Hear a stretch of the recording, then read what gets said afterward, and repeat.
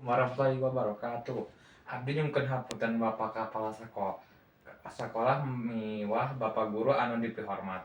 Anu kusim kuring dipikahormat nyata para tamu undangan para wali sareng rerencangan sakola anu sim kuring pika cinta.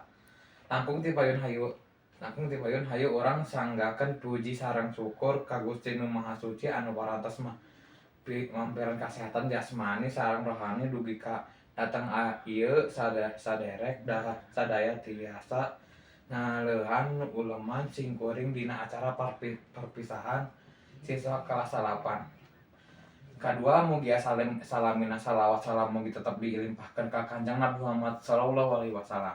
Mugi-mugi acara perpisahan siswa kelas 8 dikawitan ku maos basmalah bismillahirrahmanirrahim.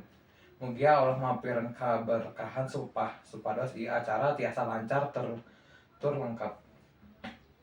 Ibu guru ngencengan sareng para tamu undangan anu dihormat. Abdi saja panata acara ngahaturkeun nuhun saat acana kana paemut-emut kana acara anu diparantos kacatat ku panitia.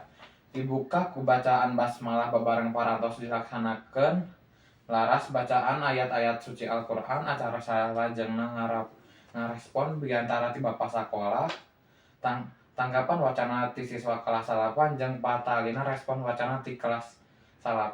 Panutup jeung doa nyaeta rerencening acara pamungkas.